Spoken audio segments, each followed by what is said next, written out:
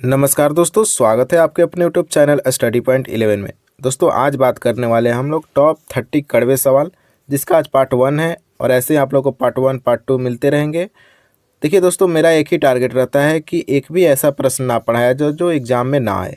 तो सारे प्रश्न इंपॉर्टेंट है, आप लोग वीडियो ध्यान से देखिएगा क्योंकि ये वीडियो आप लोग के लिए काफ़ी महत्वपूर्ण होने वाला है। देखिए दोस्तों, किसी भी जॉब निकालने के लिए पढ़ना तो पड़ेगा, आप लोग ध्यान रखिएगा, दिमाग में बैठा लीजिए कि बिना पढ़े कुछ होने वाला है नहीं। तो आइए शुरू करते हैं आज के पहले प्रश्न से।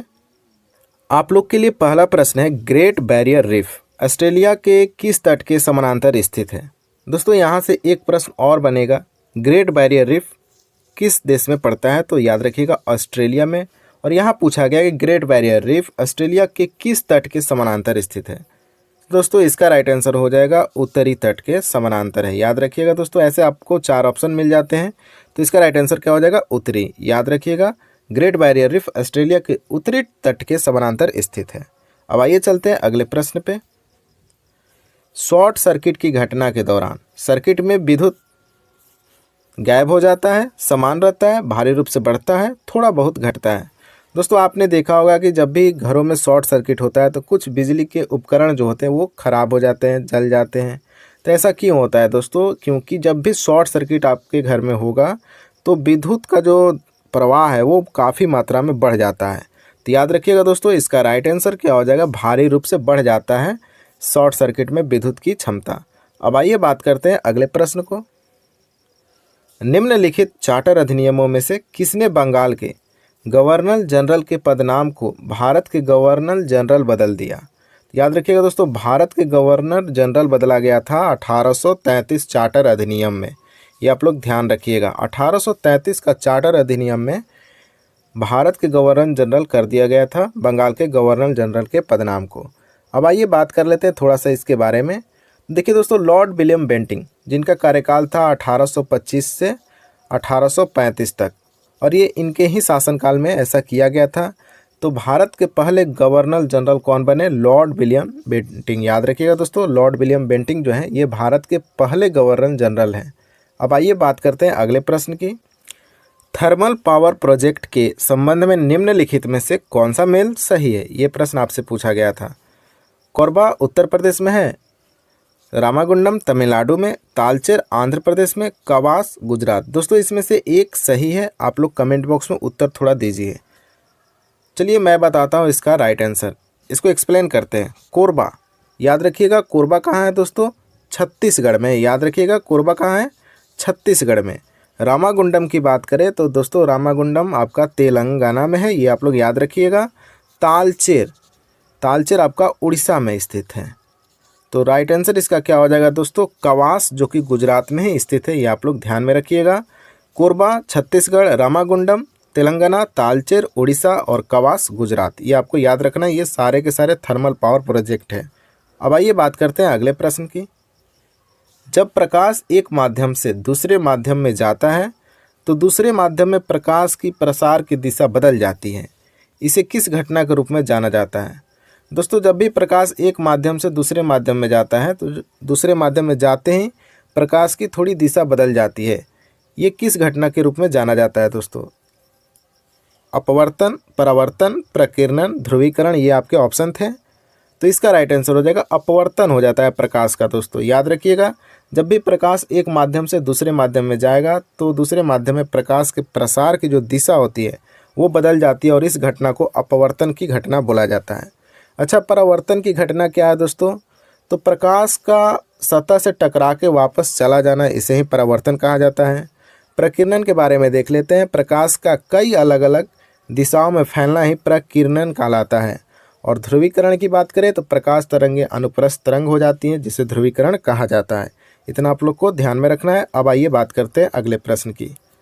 निम्नलिखित में से किस संशोधन अधिनियम के माध्यम से समाजवादी, धर्मनिरपेक्ष और अखंडता को प्रस्तावना में जोड़ा गया था। मोस्ट इम्पोर्टेंट प्रश्न है ये दोस्त, हमेशा एग्जाम में दिखते रहते हैं ये प्रश्न। तो दोस्तों ऑप्शन है 38वां संशोधन, 39वां संशोधन, 42वां संविधान संशोधन और 43वां संविधान संशोधन। तो इसका राइट आंसर क्या हो जाएगा दोस्तों, आप लोग को पता है तो कमेंट बॉक्स में ज़रूर बताइएगा। तो इसका राइट आंसर हो जाएगा 42वां संविधान संशोधन अधिनियम 1976। आप लोग ये भी याद रखिएगा कि 42वां संविधान संशोधन हुआ था 1976 में। इसमें समाजवादी, धर्मनिरपेक्ष और अखंडता को प्रस्तावना में जोड़ा गया था, इसलिए ये मोस्ट इम्पोर्टेंट है। अब आइए बात कर लेते हैं अगले प्रश्न की। जलेपला पास स्थित है, मोस्ट इम्पोर्टेंट है। पंजाब हिमालय, सिक्किम हिमालय, कुमाऊं हिमालय या कश्मीर हिमालय? तो दोस्तों इसका राइट आंसर हो जाएगा सिक्किम हिमालय पर स्थित है जलेपला पास, ये आप लोग याद रखिएगा। जलेपला दर्रा भारत और तिब्बत के बीच में है, ये भी आप लोग को ध्यान रखना है। भारत और तिब्बत के बीच में जलेपला दर्रा पाया जाता है। अब आइए बात करते हैं अगले प्रश्न की। निम्न में से किस रंग का प्रकाश कम से कम बिखरता है? बैंगनी, नीला, हरा, लाल? तो इसका राइट आंसर दोस्तों हो जाएगा लाल रंग का जो प्रकाश है वो कम से कम बिखरता है, ये आप लोग याद रखिएगा, मोस्ट इम्पॉर्टेंट है। और सबसे ज़्यादा बिखरने वाला रंग कौन सा है? याद रखिएगा बैंगनी कलर का है। सबसे कम लाल और सबसे ज़्यादा बैंगनी कलर का बिखराव होता है, ये आप लोग याद रखिएगा। अब आइए देखते हैं अगले प्रश्न को। GDKP सकल घरेलू ज्ञान उत्पाद शब्द किसके द्वारा खोजा गया था? ये प्रश्न पूछा गया था 2019 के बिहार एसआई के पेपर में। उम्बेटो सुल्पासो के द्वारा, किमी राइकोनेन के द्वारा, एंड्रू हैरिस के द्वारा या मराठ साफिन? तो दोस्तों इसका राइट आंसर हो जाएगा उम्बेटो सुल्पासो। याद रखिएगा सकल घरेलू ज्ञान उत्पाद की खोज किया था उम्बेटो सुल्पासो के द्वारा। अच्छा, ये थे कौन? तो याद रखिएगा कैलिफोर्निया के विश्वविद्यालय के प्रोफेसर थे। आप लोग याद रखिएगा ये कैलिफोर्निया से संबंधित व्यक्ति थे, उम्बेटो सुल्पासो। अब आइए बात करते हैं अगले प्रश्न की। पानीपत की तीसरी लड़ाई निम्न में से किन दो के बीच लड़ी गई थी? तो पानीपत से हमेशा प्रश्न बनता है दोस्तों, ये तीसरी लड़ाई के बारे में बात किया गया है। तो आप लोग का राइट आंसर क्या हो जाएगा? याद रखिएगा मराठा साम्राज्य और दुरानी साम्राज्य। पानीपत की तीसरी लड़ाई इन दोनों के बीच हुआ था, मराठा और दुरानी साम्राज्य के बीच।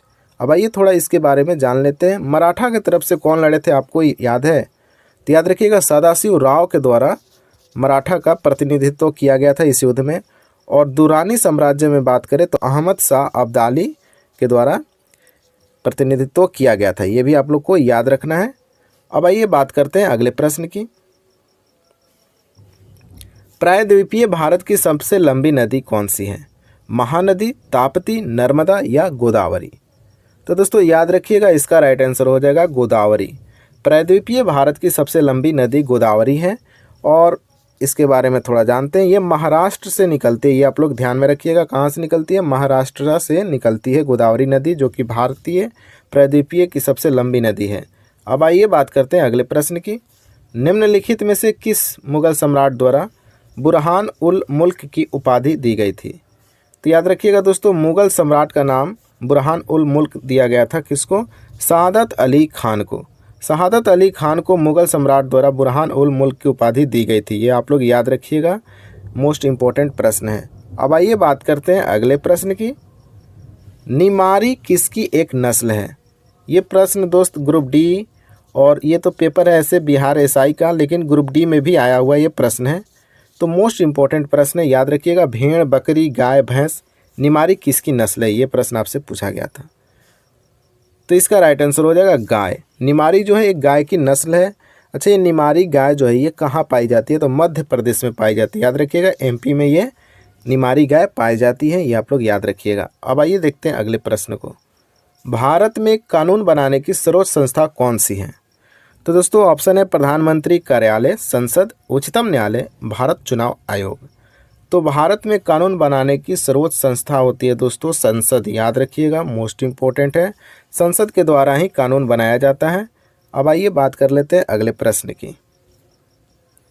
मुरलेन राष्ट्रीय उद्यान निम्नलिखित में से किस राज्य में स्थित है? असम, मिजोरम, मेघालय, मणिपुर? तो दोस्तों मुरलेन राष्ट्रीय उद्यान जो है ये मिजोरम में स्थित है, आप लोग याद रखिएगा। मुरलेन राष्ट्रीय उद्यान मिजोरम में है, इतना आप लोग को याद रखना है। आइए बात कर लेते हैं कुछ महत्वपूर्ण राष्ट्रीय उद्यान के, जैसे असम। असम में आपका मिल जाएगा नामेरी राष्ट्रीय उद्यान, ओरंग राष्ट्रीय उद्यान, ये दोनों आपको याद रखना है। मेघालय की बात करें तो मेघालय में मिलेगा बालपक्रम, याद रखिएगा, और एक मिलता है नौकरेक राष्ट्रीय उद्यान, ये भी आप लोग को याद रखना है।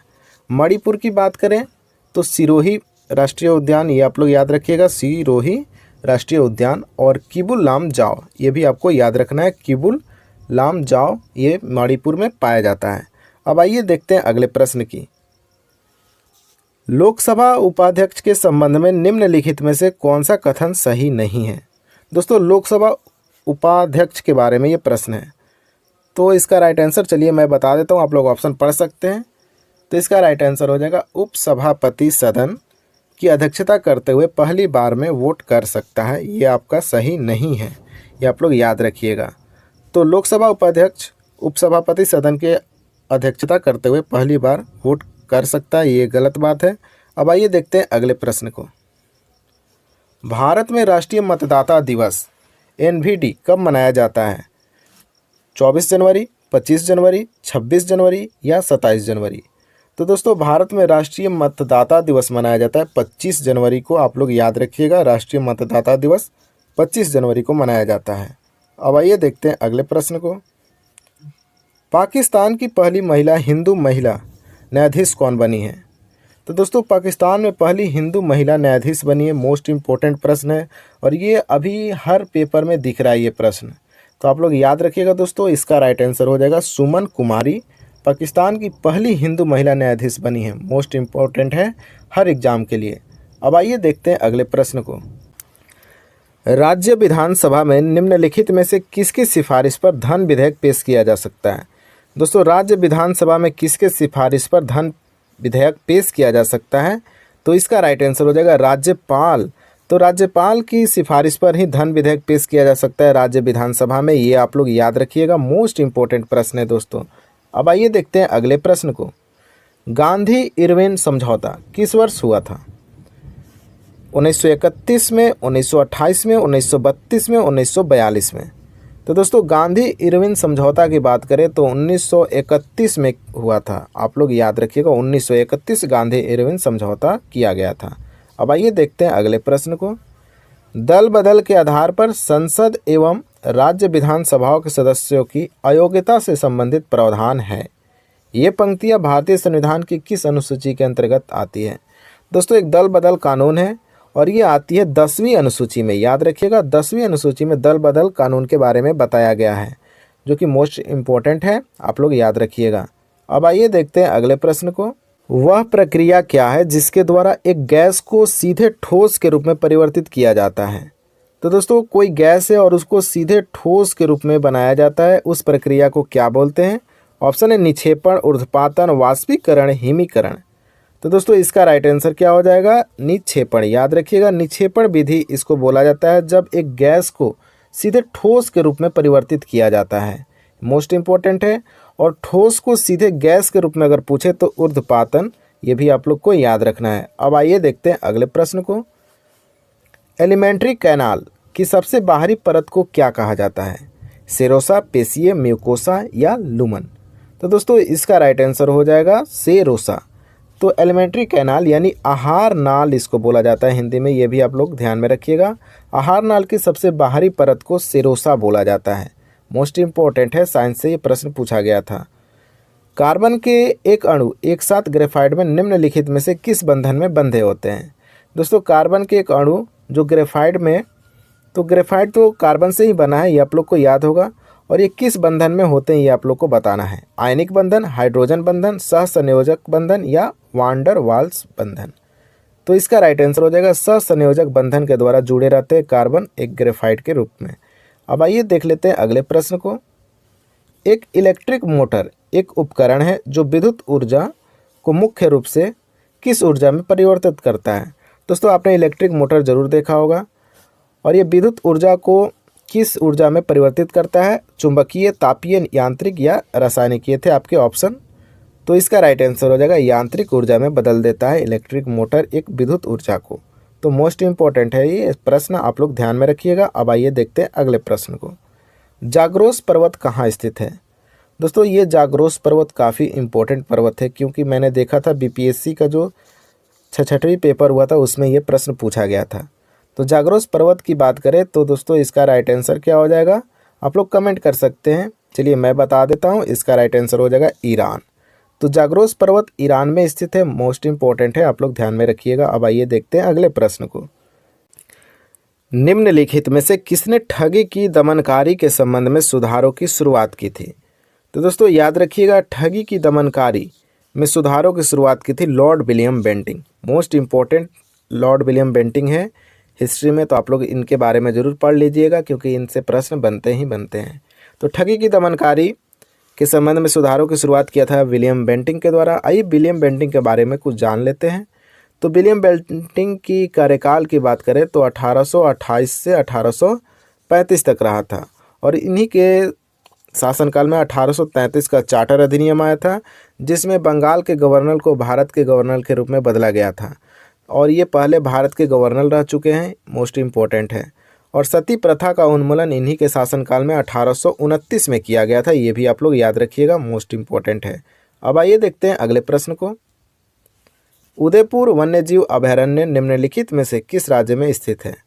तो दोस्तों उदयपुर वन्यजीव अभयारण्य, काफ़ी लोग समझ सकते हैं नाम के अनुसार जाएंगे तो उदयपुर आपका राजस्थान भी हो सकता है, और काफ़ी बच्चे राजस्थान टिक भी करते हैं आंसर, तो इसका राइट आंसर हो जाएगा बिहार। याद रखिएगा, उदयपुर वन्यजीव अभयारण्य बिहार है, और ऐसे प्रश्न गलती कराते हैं एग्जाम में, तो आप लोग ध्यान रखिएगा, उदयपुर वन्यजीव अभयारण्य बिहार राज्य में स्थित है। अच्छा, कहाँ स्थित है? तो ये बिहार के पश्चिमी चंपारण जिला में स्थित है, गोखुर झील पर स्थित है, ये भी आप लोग ध्यान में रखिएगा। और इसकी स्थापना किया गया था 1978 में, उदयपुर वन्यजीव अभयारण्य जो कि बिहार के पश्चिमी चंपारण जिले में स्थित है, इतना आप लोग को याद रखना है। अब आइए देखते हैं अगले प्रश्न को। धन विधेयक पर राज्यसभा द्वारा कितने समय के लिए प्रतिबंध लगाया जा सकता है? तो दोस्तों याद रखिएगा, धन विधेयक पर राज्यसभा द्वारा 14 दिनों तक प्रतिबंध लगाया जा सकता है, इससे ज़्यादा नहीं लगा सकता है राज्यसभा धन विधेयक पर प्रतिबंध, ये मोस्ट इम्पॉर्टेंट है। अच्छा, धन विधेयक केवल लोकसभा में ही पेश किया जाता है, ये भी आपको याद रखना होगा। तो धन विधेयक जब भी पेश किया जाएगा लोकसभा में पेश किया जाएगा, और ये प्रश्न पूछा जाता है कि धन विधेयक किस सभा में पेश किया जाता है, किस सदन में पेश किया जाता है, तो याद रखिएगा लोकसभा में। तो मोस्ट इम्पोर्टेंट है ये प्रश्न। अब आइए आज के अंतिम प्रश्न देखते हैं। अगर आपको ये वीडियो अच्छा लगा दोस्तों, तो आप प्लीज़ दोस्तों वीडियो को शेयर ज़रूर कीजिएगा, और चैनल को सब्सक्राइब कर लीजिए, और लाइक ज़रूर कीजिएगा दोस्तों। तो निम्नलिखित में से कौन सा नृत्य केरल से संबंधित नहीं है? मोस्ट इम्पोर्टेंट प्रश्न है। तो केरल से नृत्य संबंधित नहीं है, तो कथकली तो है, मोहिनीअट्टम भी है, और कुडियाट्टम भी है, तो इसका राइट आंसर हो जाएगा भरतनाट्यम। अच्छा, भरतनाट्यम है कहाँ का? तो याद रखिएगा तमिलनाडु का। तो आज का वीडियो हम लोग का कंप्लीट होता है दोस्तों। वीडियो देखने के लिए आप लोग को थैंक यू, और वीडियो को शेयर ज़रूर कीजिएगा, क्योंकि आप लोग शेयर करेंगे तो थोड़ा मुझे भी सपोर्ट मिलेगा, और मैं थोड़ा अच्छा फील करूँगा। तो चलिए मिलते हैं अब नेक्स्ट वीडियो के साथ। Thank you, bye.